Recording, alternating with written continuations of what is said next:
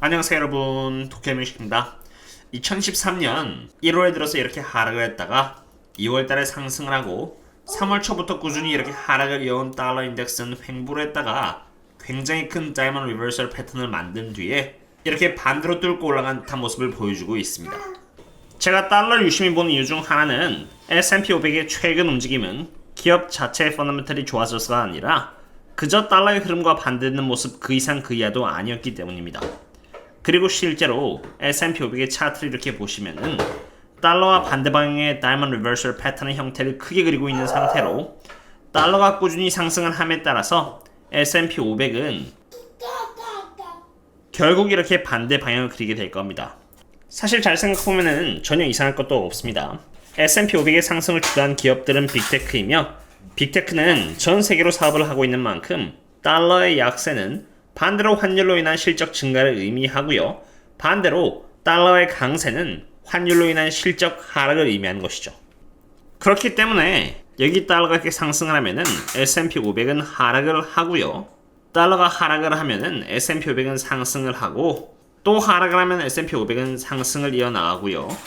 반대로 달러가 상승을 하면은 S&P 500은 하락을 하며 달러가 하락을 하면은 S&P 500은 상승을 이어나가는 것입니다.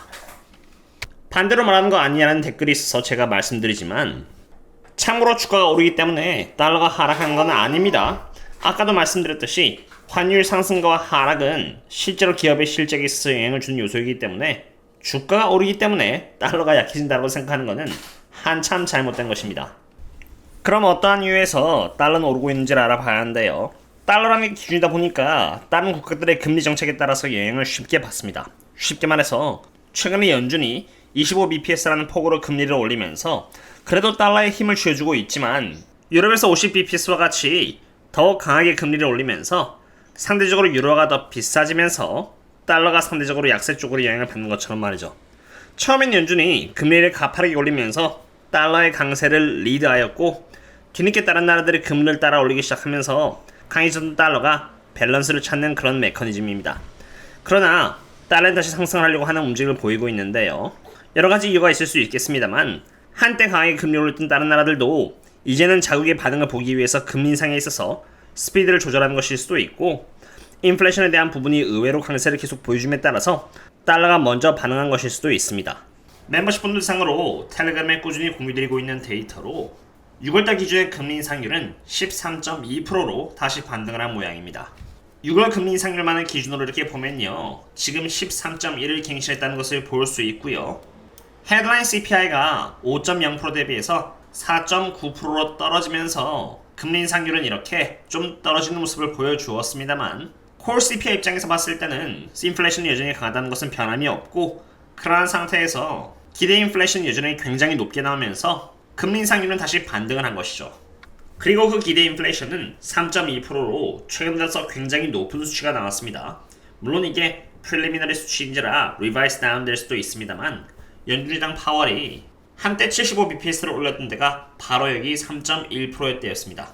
참고로 원래 3.3%였는데 이게 리바이스 되면서 3.1%로 나왔습니다. 그리고 이런 흐름이 꾸준히 지속되다가 2023년 들어서 다시 이렇게 상승하는 모습을 보이게 되는 것이죠.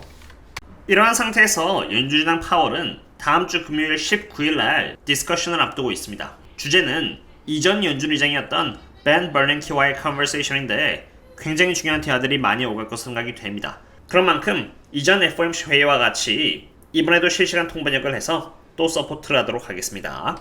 텔레그램은 제가 멤버십 분들께 제공하고 있는 서비스로 가격 대비 제가 개인적으로 부끄럽지 않은 수준의 서비스를 제공한다고 생각을 합니다. 장이 끝나고 매일 그 다음날 오전 어떠한 상황이 있었는지 주의하는 부분이라던가 혹은 큰 의미를 둘 필요가 없는 상승 및 하락인지 등을 매크로 데이터와 차트, 채권, 그리고 옵션 등의 현황을 파악하여 매일 실시간 데이터 등을 공유드리고요. S&P 500의 옵션 현황을 통해서 콜월과 풋월의 움직임을 매일 공개함으로써 S&P 500이 이어나갈 수 있는 장기적인 방향성을 보여드리며 TG의 재무부 구조의 현황과 리저브 밸런스의 상태를 함께 연계해서 파악하여 S&P 500 시장의 유동성 흐름을 파악하고 중요한 연준 인사들의 연설이 있었다면 중요한 발언들을 요약해서 공유드리며 웬만해서는 쉽게 얻을 수 없는 여기 골드만삭스 데스 액티비티의 정보들이라던가 아직은 S&P 500이 4085 이상이라서 가만히 있는 것이지 4085 이하부터는 매도세를 이어나갈 준비를 하고 있는 CTA 알고리즘의 유료 정보들 또한 새롭게 업데이트가 될 때마다 공유를 드리고 있습니다.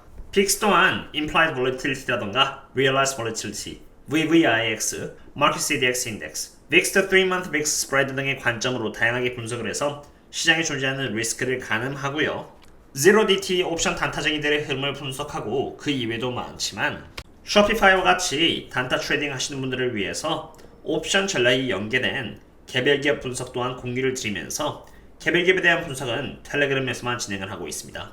왜냐하면 상승장이든 하락장이든 상승하는 주식은 항상 있기 마련이니까요.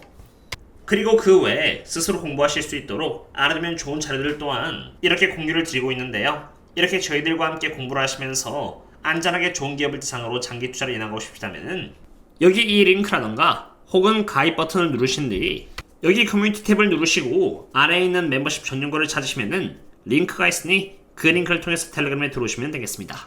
제가 요즘 눈여겨보고 있는 기업은 바로 엔비디아입니다. 제가 엔비디아를 지켜보고 있는 큰 이유 중 하나는 엔비디아의 주가 퍼포먼스에 따라서 QQQ의 차트 움직임 또한 크게 영향을 받을 수 있기 때문입니다. 혹은 그 반대의 경우도 가능합니다. 우선 지금 QQQ의 차트는 그렇게 좋은 움직임을 보여주고 있지는 않습니다. 참고로 그냥 기술적인 관점에서만 바라보는 것이니 참고만 해주세요. 이 차트는 Rising Wedge 패턴으로 일반적으로는 bearish한 차트입니다.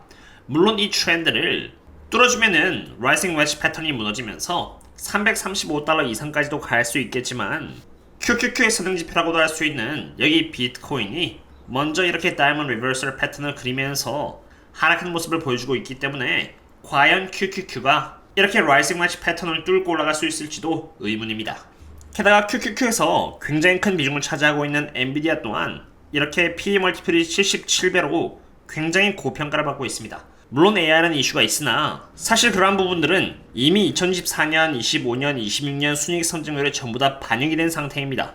반영이 되었을 때 순이익 성장률은 30%인 것이고 그것에 대비해서 엔비디아는 이렇게 77배라는 멀티플을 받고 있기 때문에 피터 린치의 룰에 따라서 굉장히 고평가인 것입니다. 그리고 저만 그렇게 생각하는 것은 아니라고 봅니다. 왜냐하면 실제로 옵션 트레이더들은 그러한 움직임에 따라서 포지션을 이미 잡아놓은 상태이기 때문입니다. 얼마까지 적어도 며칠 이내에 떨어질 것임을 예상하고 옵션 트레이더들이 포지션을 잡아놓았다는 것은 제가 텔레그램에 상세하게 분석을 드렸고요. 시간이 없는지라 자세하게 분석을 유튜브에는 할 수 없지만 이러나 저러나 지금 보시는 것처럼 엔비디아의 주가는 펀더멘탈보다 매우 앞지로 나간 움직임을 보여주고 있는 것입니다.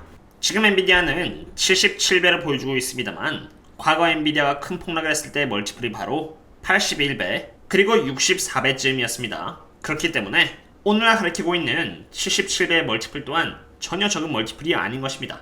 엔비디아를 장투하고 있다면 사고 팔고는 개개인의 선택이겠습니다만 엔비디아를 대상으로 수량을 더 높여나가는 입장이라면 저라면 어닝 per share 대비해서 77배라는 돈을 주고 주식을 사고 싶지는 않을 것 같습니다. 오늘은 매크로 현황과 엔비디아 등에 대해서 잠깐 알아보았는데요. 아무쪼록 안전하게 투자하셔서 저평가 종목을 대상으로 차근차근 평단가를 잡아나가서 나가신다면 좋지 않을까 생각됩니다. 오늘은 여기까지 하겠습니다. 그럼 다음에 또 만나요. See you later.